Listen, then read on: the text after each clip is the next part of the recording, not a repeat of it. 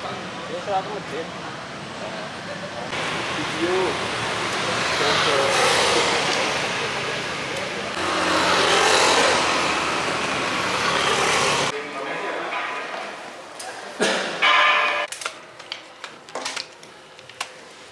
Kan pendidikan ini bisa terjangkau oleh semua, ibaratnya kami bersama-sama lakukan. Itu yang pertama adalah pernyataan sikap. Kalau untuk tekanannya seperti apa sih Mas yang dirasakan jenengan sendiri sehingga untuk Kalau tekanan yang dirasakan sendiri yaitu tekanan yang bersifat ya ancaman gitu kan. Nah itu mungkin juga udah berkali-kali sudah saya sampaikan juga ya di beberapa kondisi dan tempat. Nah yang mana ancamannya ya bersifat pencabutan beasiswa, lalu ancaman yang bersifat ya pokoknya kamu jangan terlalu banyak berbicara tentang hal ini gitu. Ya ancaman-ancaman seperti itu.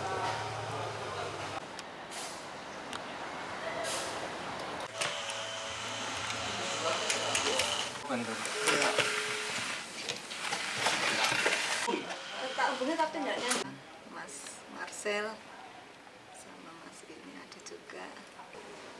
Ya itu alternatif ya, gitu seperti itu.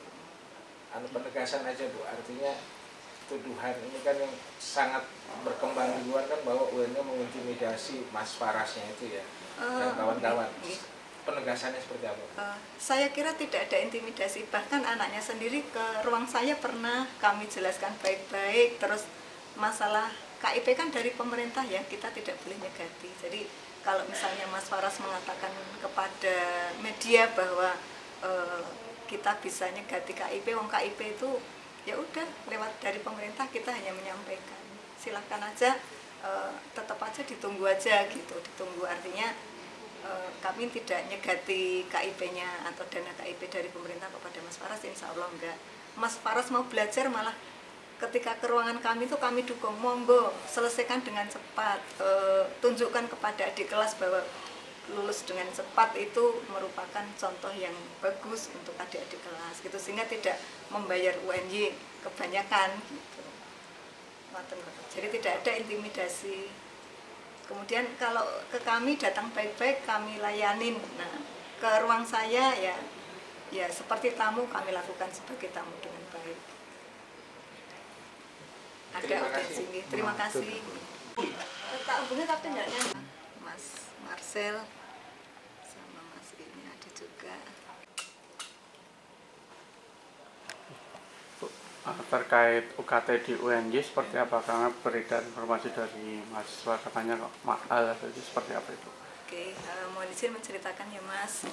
Assalamualaikum warahmatullahi wabarakatuh. Nah yang pertama menginformasikan dulu, kita tuh terakhir UKT naik itu 2012 atau 2013, jadi sudah lama banget itu nggak naik. Nah kemudian 2014 sempat naik tapi hanya 500.000 untuk level 3 ya, tetapi karena saat itu dibatalkan dari, ya memang yang merekomendasikan juga Kemendikbud, tetapi setelah itu dibatalkan juga oleh Kemendikbud, nah sehingga tidak jadi naik sampai 2022 ini. Nah, kemudian karena kita tuh termasuk UNY itu karena rendah sendiri, nah kemudian kemarin dievaluasi oleh Jakarta, nah biar harganya itu tidak terlalu jauh dibandingkan dengan perguruan tinggi lain yang LPTK, nah kami sedikit naik khusus yang untuk level 3 ke atas. Nah kemudian kalau untuk level 1-2 tetap ya 500.000, kemudian 1,5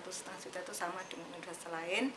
Yang level 3 itu naik rata-rata 900.000 sampai 1.300.000. Jadi yang terendah 900 naiknya, yang tertinggi naiknya 1.300.000 gitu. Jadi kalau level 3 kan perbandingannya dengan level 3, level 4 juga perbandingannya dengan level 4, level 5 juga perbandingannya level 5 gitu. Jadi kalau perbandingan tiap level dari tahun ini dan tahun kemarin itu ya rata-rata di antara 900 sampai 1.300.000 itu. Gitu Mas. Maksudnya level 3 apa Ibu? Kan kalau UKT itu kan sesuai dengan kemampuannya gitu. Jadi ketika mahasiswa masuk mau mengisi kemudian mengisi angket. Nah, angketnya itu isinya kemampuan finansialnya seperti apa. Misalkan nanti ada kuesioner. Dari kuesioner itu mengisikan punya kepemilikan rumah. Nah, rumahnya itu menyewa, apa punya sendiri. Nah, kemudian nanti ada juga tanahnya itu berapa meter, atau punya tanah dulu apa enggak, kemudian dari tanah itu menyewa atau punya sendiri. Kalau punya sendiri luasnya berapa. Kemudian kita juga melihat kepemilikan kendaraan, motornya berapa, kemudian kepemilikan mobil, harga mobil berapa.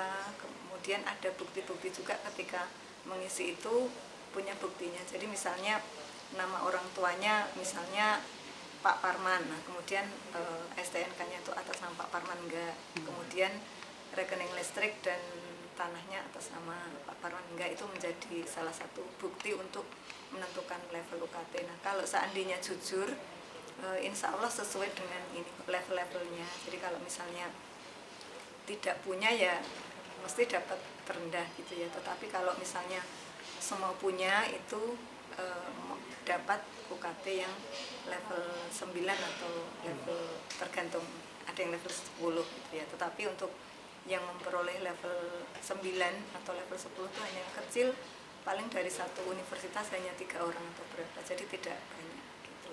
Untuk kenaikan UKT yang tahun ini itu diberlakukan untuk mahasiswa baru atau yang sudah lama juga? Oke, level UKT itu hanya untuk mahasiswa baru. Mahasiswa lama tetap aja, kalau kemarin segitu ya segitu. Jadi yang naik itu hanyalah yang mahasiswa baru, mahasiswa lama tetap. Itu yang kadang-kadang teman-teman itu salah kaprah. Nah kemudian kalau misalnya kita kan juga sampai level 9, level 10, yang memperoleh level 9 atau level 6 ke atas itu pun sedikit, jadi tetap banyak dominan di level 4 atau level 5 gitu. Kalau sebenarnya ada yang level 6, 7, 8, 9, 10 itu kalau misalnya dari setiap orang kan berdasarkan kemampuannya itu diposisikan level UKT-nya itu sesuai dengan kemampuannya tadi ya, kemampuan finansial penanggungnya itu, bisa tantenya, bisa orang tuanya, atau memang dominan orang tuanya, tapi penanggung lah gitu. Bu, orang yang dari level tertentu selama perjalanan kuliah itu bisa naik tidak, Bu? Naik pindah level gitu misalnya, apa turun level misalnya? Itu kalau di kami di UNY istilahnya namanya penyesuaian UKT. Nah untuk sekarang, nah itu memang ada penyesuaian UKT itu, tetapi insya Allah kita mau membuka itu bulan Agustus Bapak gitu. Jadi insya Allah bulan Agustus ada penyesuaian level UKT-nya. Jadi nanti kalau teman-teman itu misalnya tadi dipasang di level 5 misalnya, terus terlalu berat dengan uang level 5 itu, nah misalnya 5,6 misalnya ya, nah kemudian terlalu berat, kita bisa mengajukan di bulan Agustus itu. Tetapi untuk menunggu Agustus itu ya, kemudian bulan Agustus itu nanti ada unsur pejabat, ada unsur dosen, ada unsur mahasiswa yang memverifikasi. Nah jadi ketika melakukan mendaftar lah untuk penurunan UKT itu, kan alasan kenapa kok mau menurunkan itu nanti kita verifikasi ya, tadi melibatkan pimpinan, kemudian melibatkan dosen, melibatkan mahasiswa, terutama BEM. Jadi BEM dilibatkan untuk melihat. Nah itu pengalaman tahun kemarin Bapak, dan insya Allah akan kita lakukan juga tahun ini. Kalau UKT yang berlaku 2003, kemudian juga mahasiswa baru yang akan masuk, itu ada perbedaan yang cukup signifikan nggak besarannya? Jadi kalau yang seperti tadi saya jelaskan, kalau misalnya sama-sama level 3 itu naiknya 900.000 tadi rata-rata ya gitu. Tetapi kalau misalnya yang tadi yang belum selesai, mohon izin menambahkan, kalau berdasarkan data tahun kemarin dari sekitar 700 yang mengajukan penurunan UKT atau penyesuaian UKT itu 87% dikabulkan. Nah, jadi kemudian yang dikabulkan itu bukan hanya misalnya dari level 9 ke level 7 ada, level 7 ke level 6 ada, yang banyak itu dari level 5 ke level 4 atau level 4 ke level 3, bahkan ada yang naik turunnya itu 6 Bapak. Jadi misalnya dari level 7 ke level 1 itu ada gitu. Dan dari berapa tadi 700 sekian yang mengajukan itu 85%-an itu kami ACC gitu.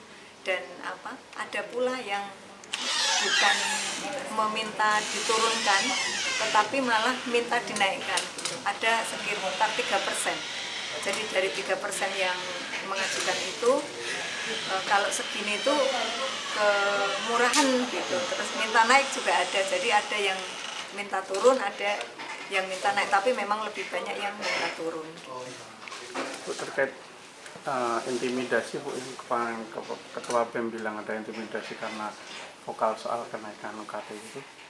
Sebelumnya itu gini ya Mas, sebelum ke anggota DPR itu BEM itu ketemu saya kalau nggak salah 3 kali ya. Nah, dan mereka tuh kan menyatakan gini. Nah, ya kami sampaikan baik-baik ya.